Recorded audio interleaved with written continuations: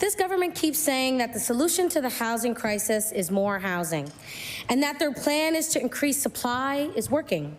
Yet, newly constructed units in downtown Halifax are sitting vacant because Nova Scotians simply cannot afford to rent them.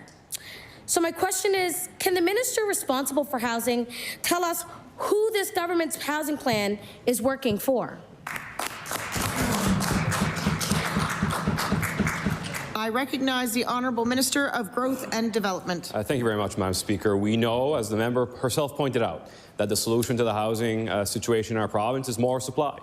That's why we put actions into words, and words are now into action, Madam Speaker, in building a plan, Madam Speaker. $1.7 billion over 5 years to create the conditions to build more supply. We're 125% of that target, the 2028 target, Madam Speaker. We know that we need supply across the spectrum. So that's why we're investing more public housing, the largest investment, Madam Speaker, in 30 years. Couldn't be prouder of that investment. I recognize the Honourable Member for Halifax Needham. Thank you, Madam Speaker. And I pointed out what the minister had said, and I would suggest that the minister reads the report that I table. This government is also failing to maintain affordability for existing units. Because of the loopholes in this government's rent cap, new tenants on average saw rent increases of 28% last year.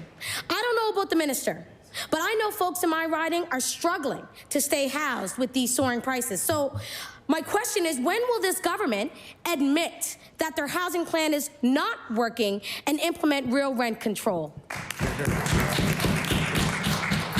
I recognize the Honourable Minister of Growth and Development. Madam Speaker, I fundamentally disagree with the member opposite that rent control is going to fix our housing market, Madam Speaker. We need more supply.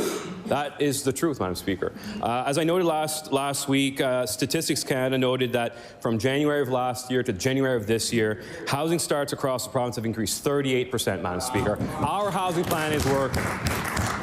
Madam Speaker, the CMHC released a report indicating some of the highlights that increase in housing starts, as I noted, Madam Speaker, higher vacancy rates, Madam Speaker, and lower home prices, Madam Speaker. We've made a number of program changes to our rent supplement program, to public housing, Madam Speaker, ensure that the most vulnerable Nova Scotians that need it can have access to it, and I'll table that report.